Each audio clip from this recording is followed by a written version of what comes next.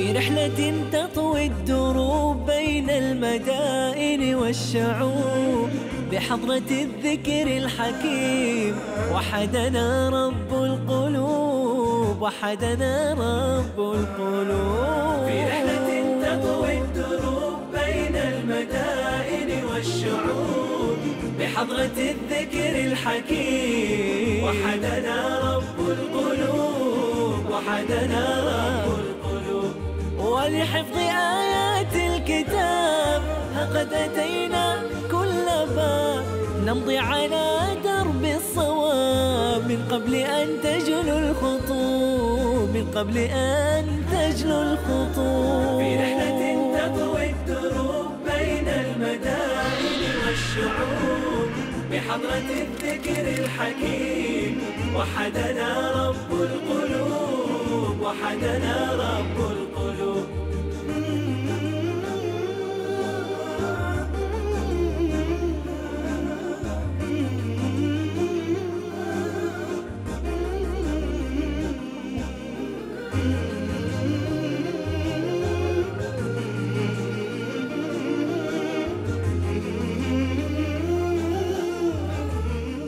في سنة 670 ميلادية دخل الدين الإسلامي إلى المغرب على يد عقبة بن نافع، وإلى هذه السنة استمر هذا الدين الإسلامي قائما في هذه الدولة، دولة المغرب. قرأت كثيرا عن التجربة القرآنية في هذه الدولة، وجدت أن هذه التجربة تجربة جميلة ورائعة ومميزة، لذلك أتيت إلى هذا المكان كي نطلع على هذه التجربة وتطلعون أنتم معنا على هذه التجربة القرآنية. منذ أن دخل الإسلام وهم حريصون على تعليم أولادهم القرآن في سن مبكرة، ولكن هل الحفظ في القرآن في المصاحف أم الحفظ في طريقة أخرى؟ لا، بل هي في طريقة أخرى، حفظوا القرآن على طريقة الألواح. ما هي الطريقة؟ سترون معنا بإذن الله تعالى. في مدينة فاس العاصمة الثقافية للمغرب كان لنا زيارة لأحد دور القرآن هناك، وهو دار مسجد أم المؤمنين حفصة رضي الله عنها وأرضاها، ورأينا فيها ما لم نره من قبل، إنها الطريقة المغربية التقليدية لحفظ القرآن الكريم، الحفظ عن طريق الألواح. يحفظ هذا الولد ما شاء الله آية سيقول سفهاء من الناس ما ولاهم عن قبلتهم التي كانوا عليها، بداية الجزء الثاني. هذا هو حفظه.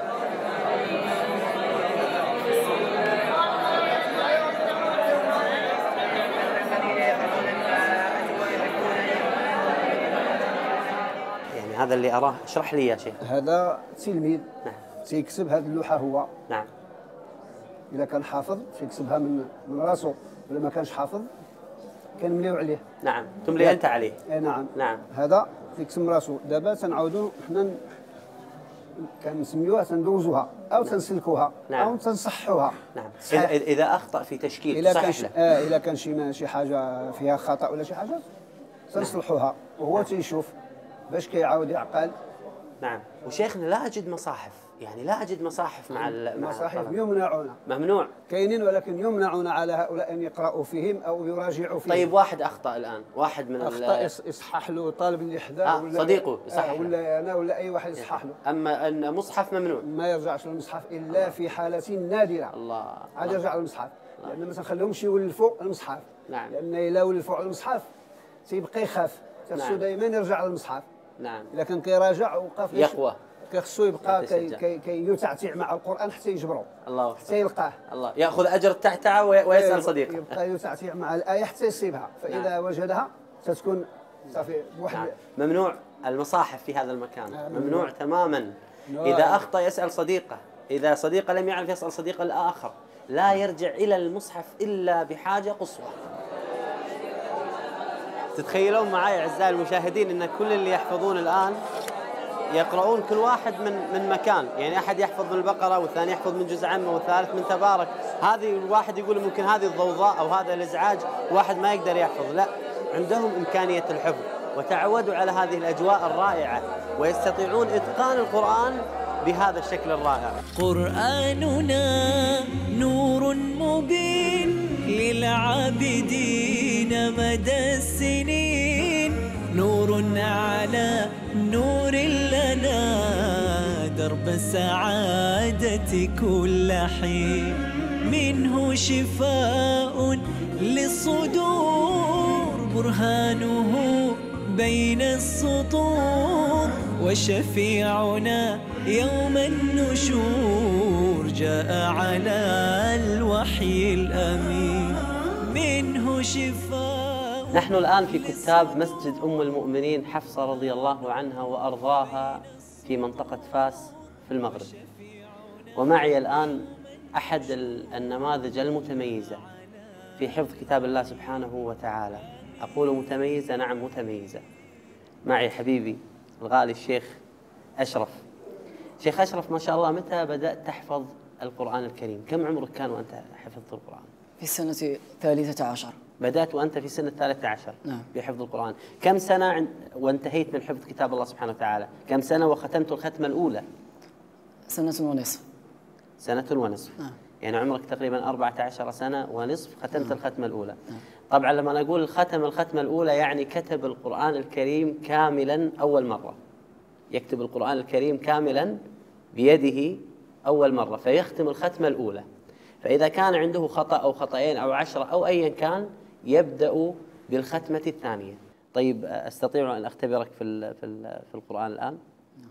بسم الله الرحمن الرحيم. فيهما عينان نضاختان. فيهما عينان نضاختان. فبأي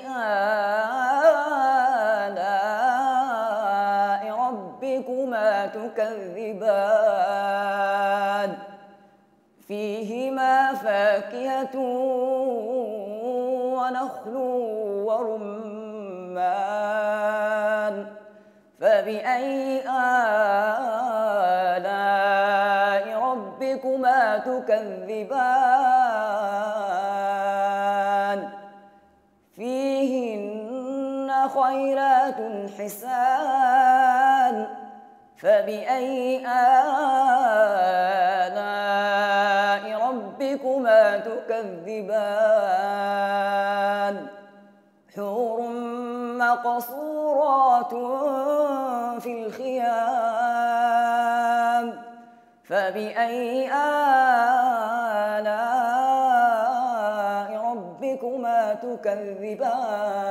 حسبك وبارك الله فيك وبارك الله في حفظك، وأسأل الله سبحانه وتعالى أن يجعل هذا الحفظ في ميزانك وفي ميزان والديك ومعلميك. وما شاء الله لم يخطئ ولا خطأ. طبعا نحن نقرأ بقراءة حفص عندنا في الخليج، ولكنه قرأ بقراءة ورش حفظه الله وكثر من أمثاله، وهذا نموذج يعني رائع جدا لكل من يريد أن يحفظ القرآن. الآن نحن نتكلم عن حفظ كتاب الله سبحانه وتعالى وكيف نحفظ هذا القرآن، وأنت تسمع مني هذا التشجيع على حفظ القرآن الكريم كامل. ولكن هناك قاعدة أساسية ومهمة. هذه القاعدة أنك لا تسوف في حفظ القرآن الكريم. شلون لا تسوف؟ لا تأخر. الآن وأنت تسمعني ابدأ من الآن، تحط لك هدف أنك تحفظ القرآن. لا تخاف من الفشل، لا تخاف من عدم تحقيق الهدف، لا يصير عندك تخوف. القرآن مو صعب، القرآن ميسر من الله سبحانه وتعالى، ولكن يحتاج منك عزيمة. ابدأ الآن وحط لنفسك شيء، أن أنا يا فلان يا خالد يا سعد يا أحمد أبي أحفظ القرآن. لما أنا أقول لك بداية، تخيل معي التجربة أن واحد يبي يتعلم سباحة، ما يعرف سباحة، وهذا الرجل يبي يروح يتعلم. أول ما يوقف عند الماء تلاقيه خاف إذا كان عميق، إذا وقف يخاف، باكر يخاف، عقبه يخاف، ما راح يبدأ، ما راح يتعلم السباحة. ولكن إذا قط نفسه في الماء حتى لو شوي غرق وطلع مرة ثانية، لكن راح يتعلم من هذا اليوم السباحة. أما مشروع القرآن أعظم، مجرد أنك أنت تبدي فيه راح تجد توفيق من الله سبحانه وتعالى. فالقاعدة المهمة أن تبدأ الآن.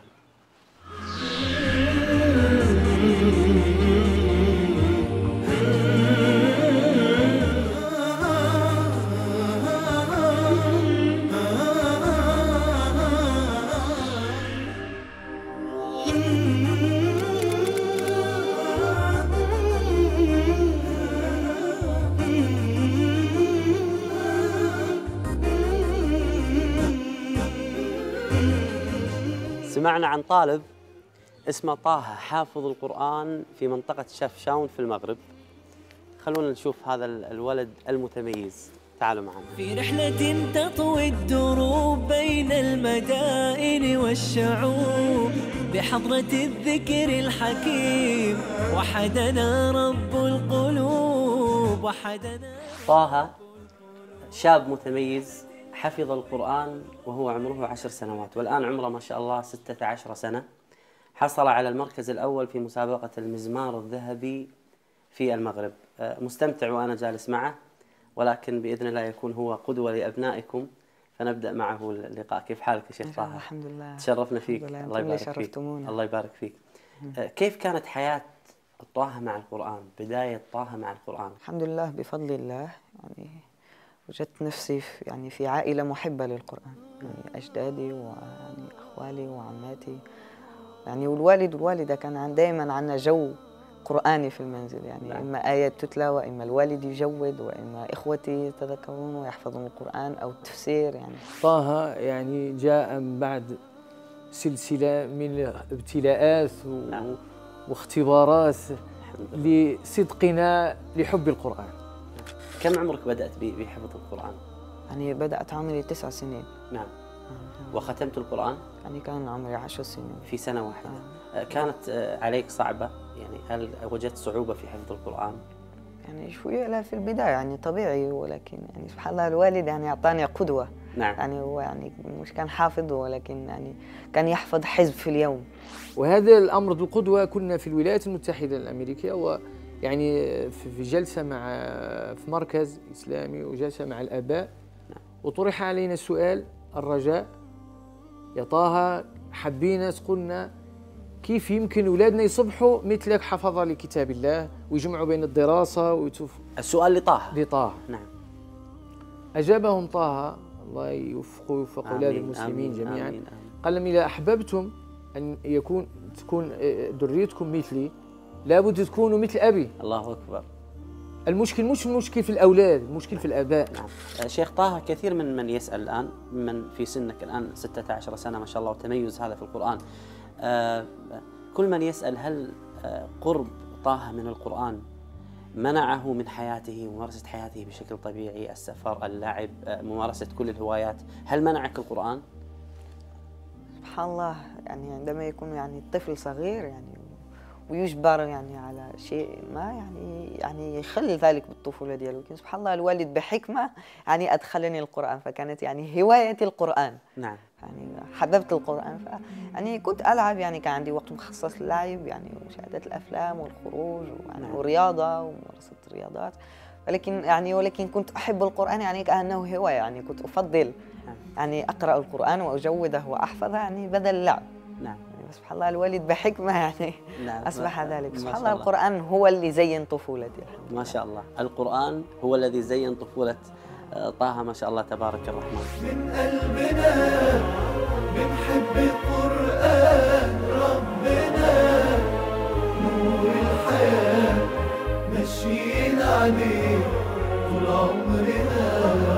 جنتنا آياته العظيمة منزلة وفي خدمته أعظم مكان منزلة. حلقته بتخلي الملايكة تحفنا واحنا معاه بيننا وبين الله صلة.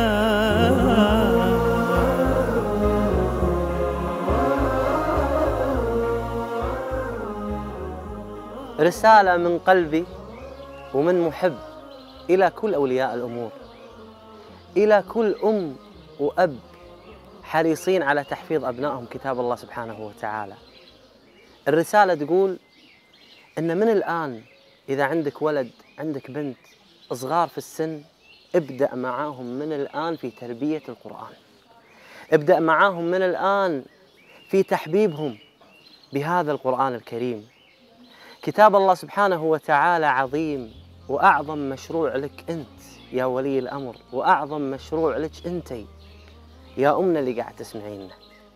الواحد فيكم الآن يقول أن القرآن ممكن صعب، ما أقدر أحفظ عيالي، أنا أقول لك لا، سهل. إذا الآن وأنت معاي تحط في بالك أن حفظ القرآن هو مشروع عظيم، وكل مشروع بالنهاية لا ربح، لكن مشاريع الدنيا أنت ما تدري إذا الربح مضمون ولا مو مضمون. أما مشروع القرآن ربحه مضمون 100% بإذن الله، لأن اللي وعدنا بالربح هو الله سبحانه وتعالى ثم النبي صلى الله عليه وآله وسلم. وكل مشروع يحتاج إلى دراسة، لا تصعب على نفسك، يحتاج إلى دراسة جدوى حتى تبدأ بهذا المشروع بهذه الدراسة وتنتهي منه بإذن الله بالربح في الدنيا والآخرة. الحين واحد فيكم يقول لي الدراسة من وين أجيبها؟ شلون أحصل على هذه الدراسة؟ صعبة علي، أسأل منو؟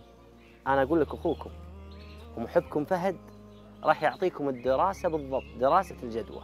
لكن أرجوك حط إيدك بإيدي وركز معاي، وراح تشوف أن حفظ القرآن لأولادك سهل جدا، ولكن يحتاج إلى إرادة واستشعار شنو ربح هذا المشروع. عيالك صغار، صدقني الآن الحفظ ممتاز، فالحفظ في الصغر كالنقش على الحجر. إذا بدأت معاهم من الآن راح تشوف حفظهم بإذن الله قوي، ولكن اعزم معاي بهذه الدراسة الجميلة والسهلة اللي راح أعطيك إياها بإذن الله تعالى. في رحلة تطوي الدروب بين المدائن والشعوب، وبحضرات الذكر الحكيم وحدنا رب القلوب، وحدنا رب القلوب. ولحفظ آيات الكتاب قد أتينا كل باب، نمضي على درب الصواب، درب الصواب، من قبل أن تجلو الخطوب. ولحفظ آيات الكتاب قد أتينا كل باب، نمضي على درب الصواب، درب الصواب، من قبل أن تجلو الخطوب، من قبل أن تجلو الخطوب. في رحلة تطوي الدروب بين المدائن والشعوب، وبحضرات الذكر الحكيم وحدنا رب القلوب، وحدنا